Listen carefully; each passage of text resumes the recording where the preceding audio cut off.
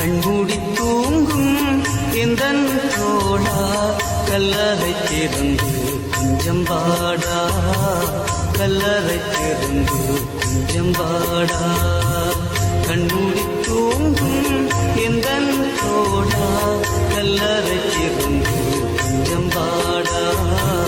கல்லறை திறந்து கொஞ்சம் வாடா காலார நடந்து செல்வோம் தெருவில் தோளோடு இல்லை எந்த நடு